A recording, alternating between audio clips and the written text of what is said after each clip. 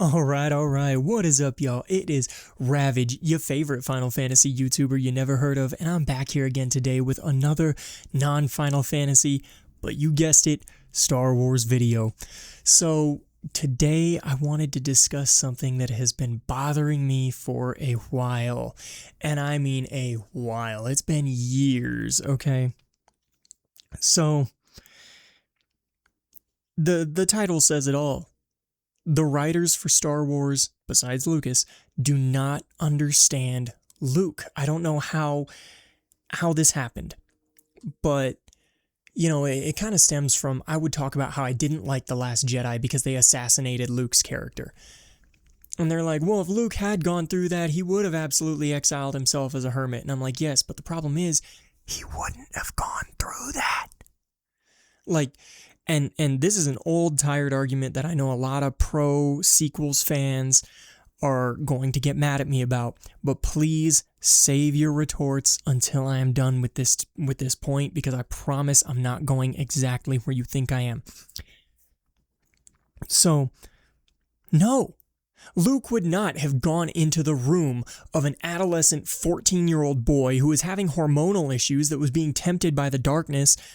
When every Jedi gets tempted by the darkness, that's literally a part of the Jedi teachings, with his blade drawn ready to execute this kid. He wouldn't have done that. He refused to see the evil in his genocidal space Nazi father. Like, and you think this kid having a bad dream is going to make him want to kill him? Like, what? What? You gotta be kidding me, bro. The Luke from Return of the Jedi would have absolutely sat with Ben Solo and helped him get past it. Taught him how to beat that darkness, because Luke had been tempted by the darkness more than once. And the point that everybody was like, oh, the sequels are great, I love the sequels. Notice how I'm not saying Disney Star Wars. Disney Star Wars is great. I specifically do not like the sequels.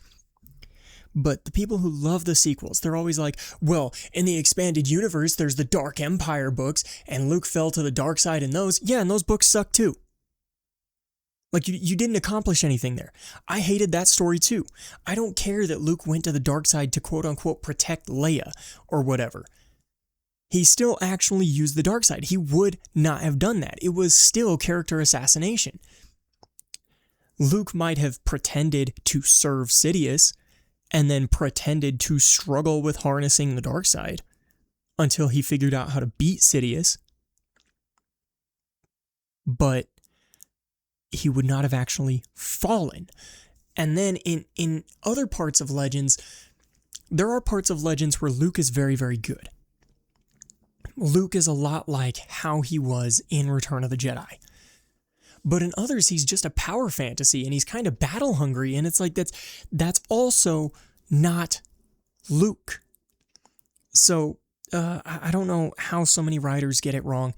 I have not seen the Book of Boba Fett yet, so I do need to see that so I can see more of what Luke is like in that. But